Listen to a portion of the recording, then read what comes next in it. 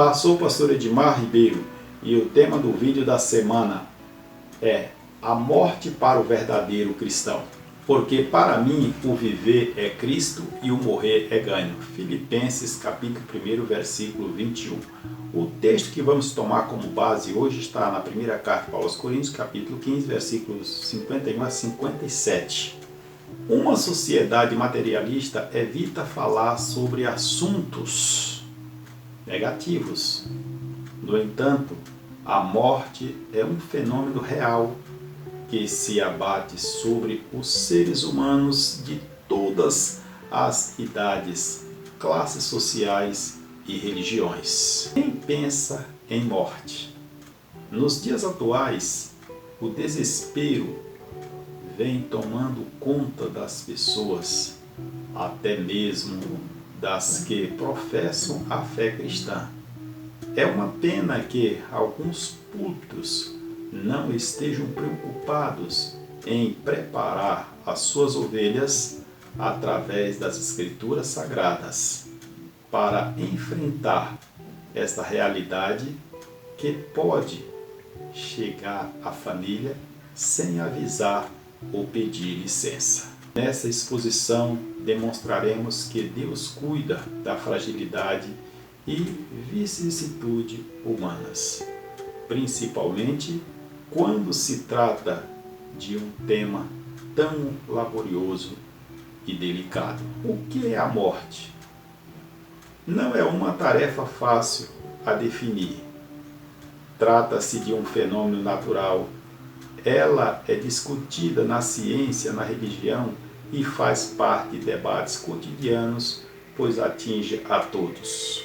Anteriormente, definida como parada cardíaca e respiratória, o consenso médico atual a define como cessamento clínico, cerebral ou cardiológico irreversível do corpo humano. No entanto, a definição mais popular do fenômeno é a interrupção da atividade elétrica do cérebro como um todo. A constatação de que a pessoa entrou em óbito é o ponto de partida para a permissão ou não pela família de doar órgãos. O que a Bíblia diz sobre a morte? O salário do pecado é a morte. Romanos 6, 23. Deus não criou o homem para morrer. O Senhor não planejou tal realidade para o ser humano. Mas conforme descrito em Romanos, a morte é consequência da queda nos termos do Gênesis capítulo 3. O pecado roubou em parte a vida eterna da humanidade. Assim, a Bíblia demonstra que a morte é a consequência inevitável do pecado e realça esse fato como a separação entre a alma e o corpo. A separação da alma e do corpo. A base bíblica para esse entendimento está em Gênesis 35 e versículo 18, quando da morte de Raquel. E aconteceu que, indo-se-lhe a alma, porque morreu. Diz o texto. Tiago, o irmão do Senhor, corrobora esse pensamento quando ensina: porque assim como o corpo sem o espírito, ou alma, está morto, assim também a fé sem obras é morta. Capítulo 2, versículo 26. Teologicamente, e segundo as Escrituras, podemos afirmar que a separação da alma do corpo estabelece o fenômeno natural e espiritual que denominamos morte. O que acontece com a alma após a separação do corpo? Indagação feita por muitos.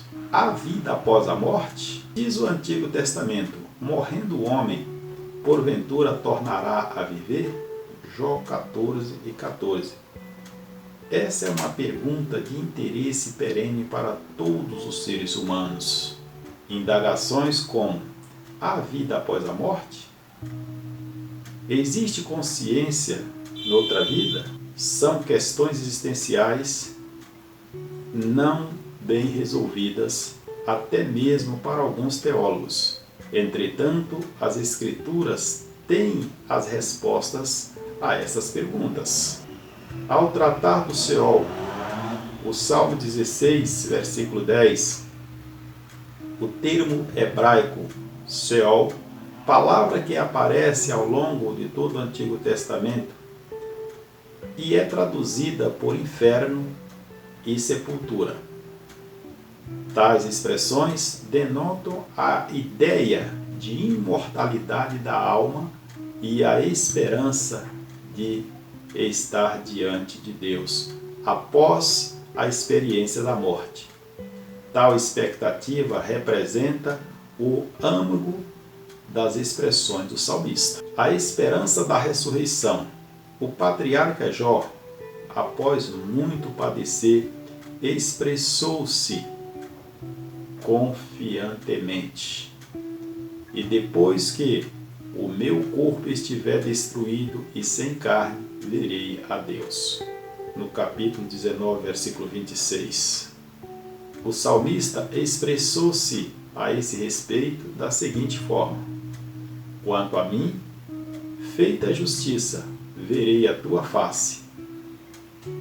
Quando despertar, ficarei satisfeito ao ver a tua semelhança. Os profetas Isaías e Daniel expõem a esperança da ressurreição como um encontro inevitável com Deus.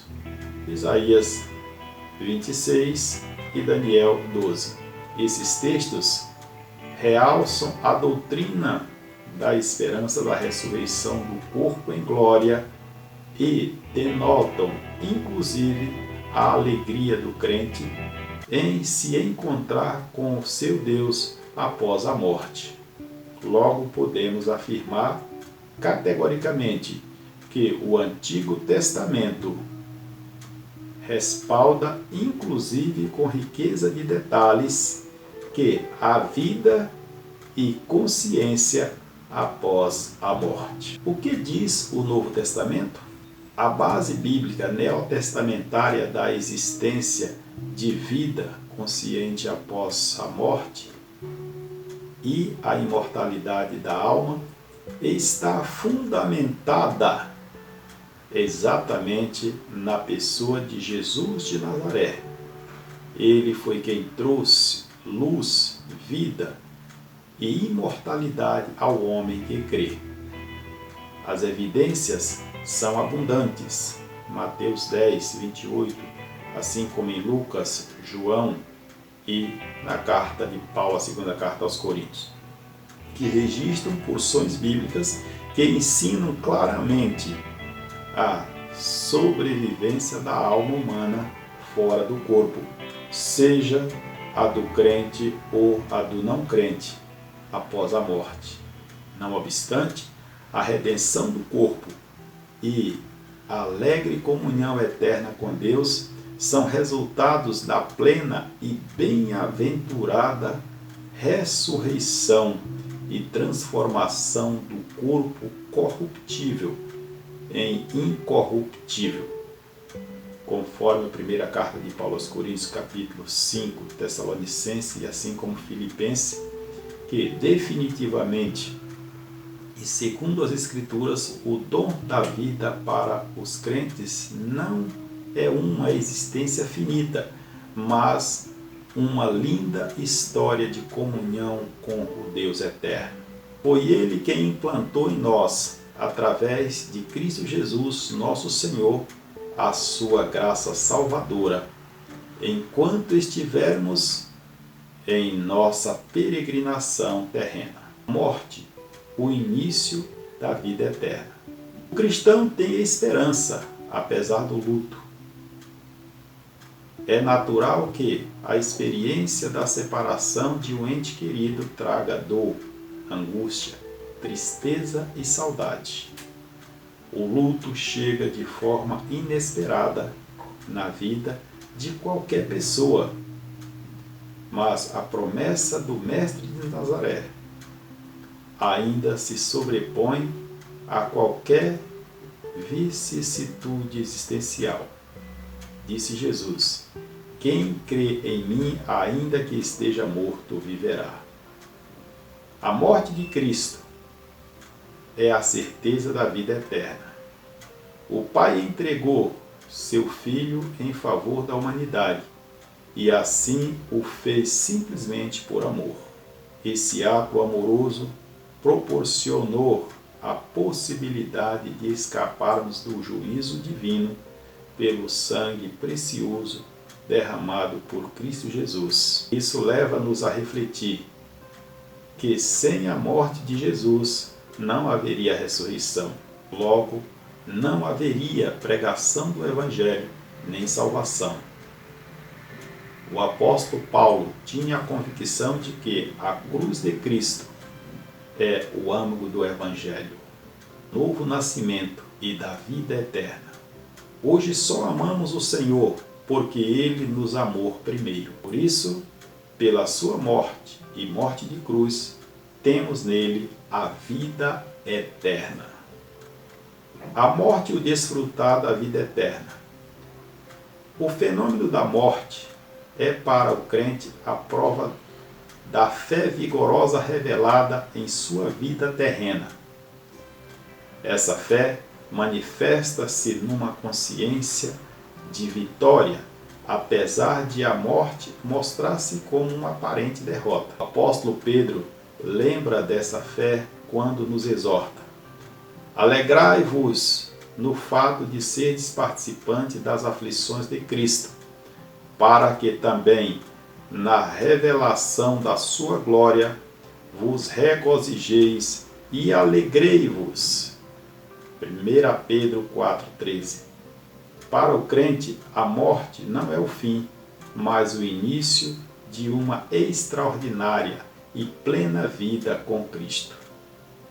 É a certeza de que o seu aguilhão foi retirado de uma vez por todas, selando o passaporte oficial para a vida eterna em Jesus.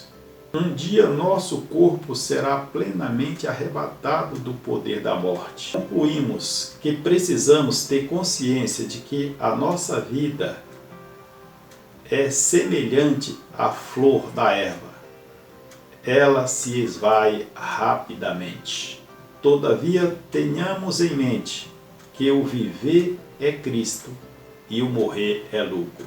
Portanto, não se prenda às questões passageiras e efêmeras. Na peregrinação existencial, preencha sua mente com o Evangelho. Assim, ao final de sua vida, poderá jubiloso entoar o que o apóstolo Paulo declarou ao final da sua carreira: combati o bom combate, acabei a carreira, guardei a fé.